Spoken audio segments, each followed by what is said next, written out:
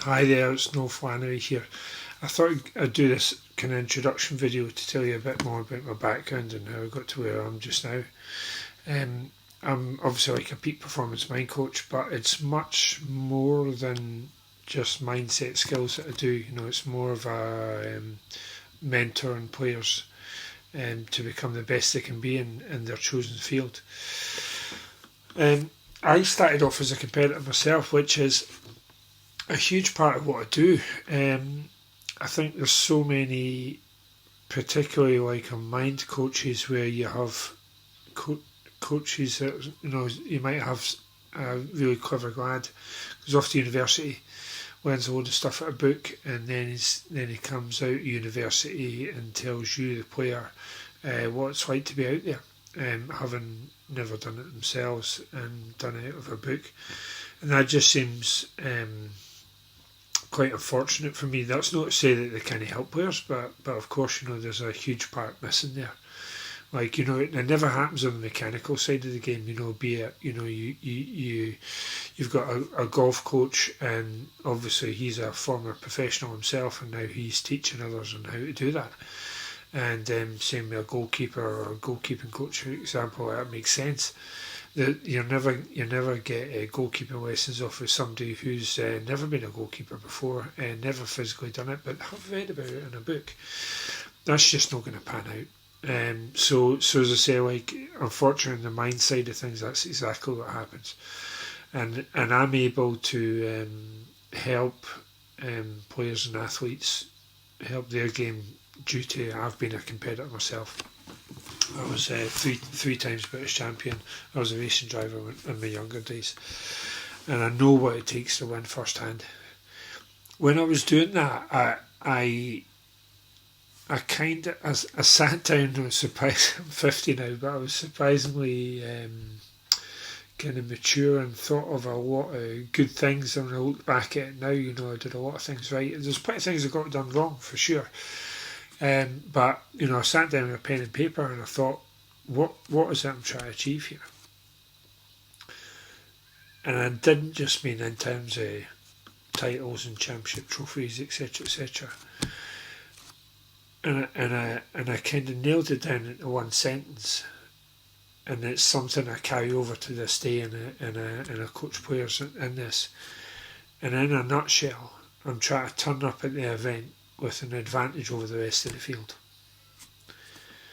See, when you do that, it's impossible to not be confident, which is where confidence comes from. Because obviously, if we deep down we know we haven't done the training, we've not done the work, we haven't outworked our opponents, and not just in work ethic, but also knowledge and skill set and application. If we haven't outdone the others in every single area, deep down inside us, we know that. We know we haven't done enough, and obviously that has a profound effect on your confidence and belief in your own abilities. So I apply this methodology into all the sports I work with, and as players work with me for the longer the time they get to know me and work with me, they then understand how I can so effortlessly go from sport to sport. Because I coach racing drivers on the fringe F1, tour golfers, goalkeepers, world snooker's a massive part of what I do.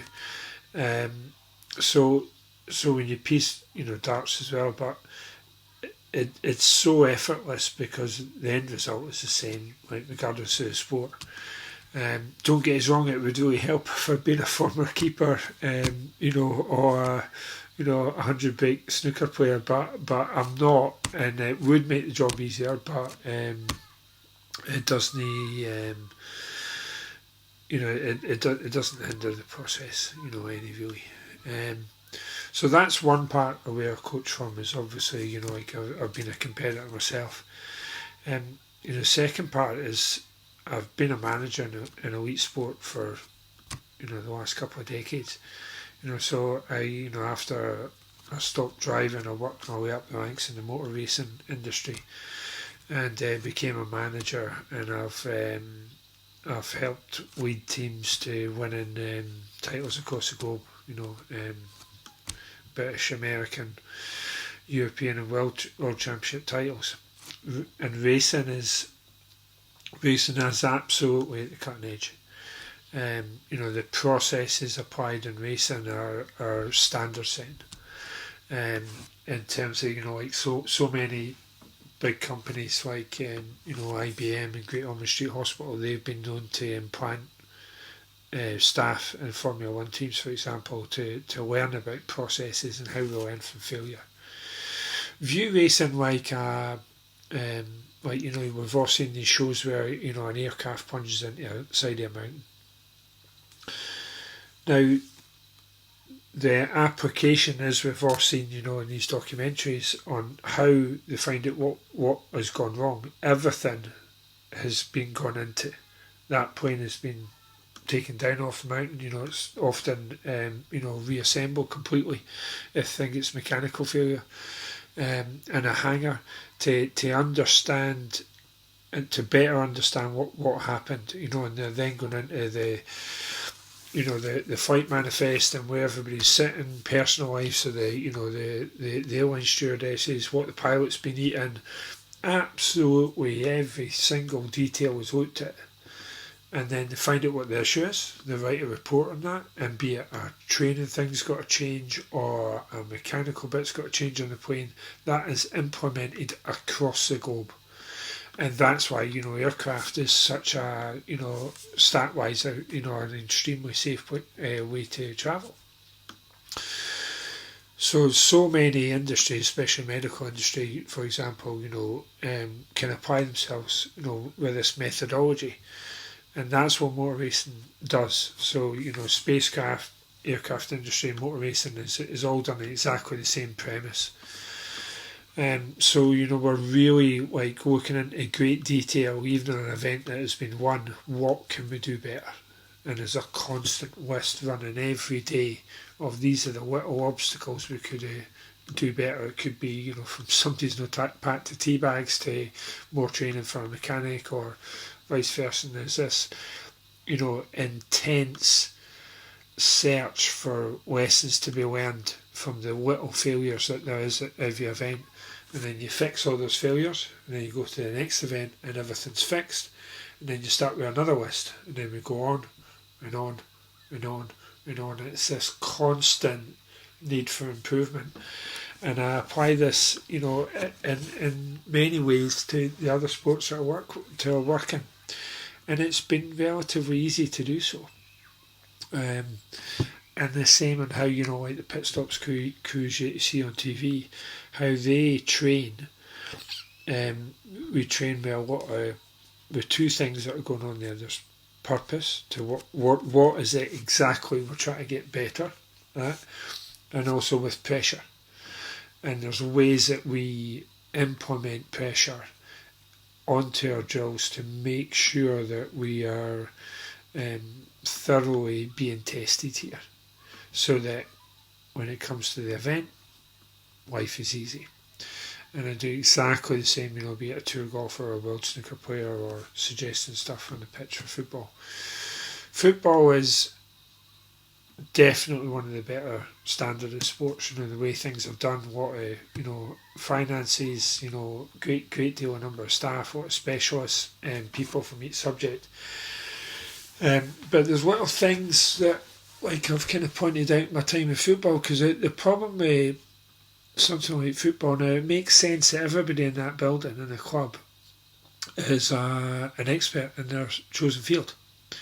And it's something football related, be it, a physio or a goalkeeping coach or a striking coach, etc., etc., etc. But everybody's very insular but an expert overall in some discipline of football, which makes a lot of sense. But there's a problem with that too, because how do you learn off other sports then? How do you learn off business? How do you learn off other industries? Because there's so much to learn, from these other sports and how things are done, and so that this is a large part of what I've been able to bring as well, because I've implemented stuff that I've learned, with a tour golfer to immeasurably help, say for example in goal kicks, with a a goalkeeper. And in my lessons in motor racing are being applied to every single sport that I work in. So there's a great deal of learning, and this is where my kind of mentoring side comes in, to mentor players to get to the very top, to give them an edge, to give them the opportunity to be doing things that the other guy isn't. And your competitors are other goalkeepers, other tour golfers, other world snooker players. These are your competitors, and we're doing things in a much different way. Because and part of that is data and things like that. Because again, even football that is generally pretty good at data, it's a very, very long way away behind where motor racing is. And then lastly, obviously I'm a trained mind coach, which I learned specifically in tour golf. So over many years in Florida, I worked with a former tour golfer who was doing a mind session courses in Florida, and I learned that. So I was specifically working in golf, but it was right from the off. I knew this was so transferable, and it's not sports psychology, and this is, to me, an upside. There's nothing wrong with sports psychology, like I said, as long as I feel there's something missing there. If the practitioner, the coach, hasn't had a sporting background himself, but some have, of course, and but it's something a bit different. Our route to peak mental performance is more through how we feel. Rather than I don't feel that players need to know about the monkey in your mind and neural pathways and electrons flying through your brain. My approach is a lot more simple, and what I've found is that very instant as well, and it's just based on how we feel. I mean, the tell with that is, everybody you've met today, you've asked exactly the same question to them that we all ask. I mean, I wasn't there when you met this person, but I can say with a lot of certainty that you asked a certain question, and that was, how are you?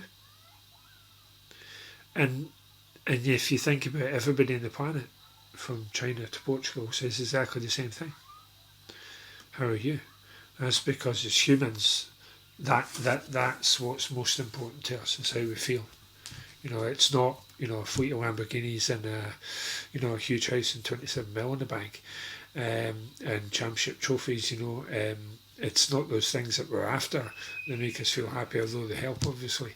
It's the feelings that those things give. That's what we want. That's what we're after, and that's why feelings is, in my view, the best route towards mental performance, both on and off the pitch, and that's very critical. How we are away from our sports has a profound effect on this. So I work hand in hand with players directly, and it's something I absolutely love. There's not a day that goes by I'm not on the phone, or like today I spoke to a goalkeeper, a tour golfer today, and I'm speaking to a world snooker player tonight. So on just how life is on and off the table, because these are all very important. So basically, I'm putting all of these things together, and it's, as I say, it's much more than mental performance. I'm here to mentor players and being the very best they can be.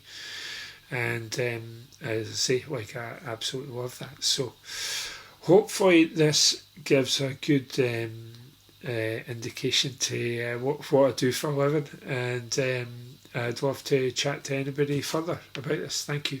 Take care. See you.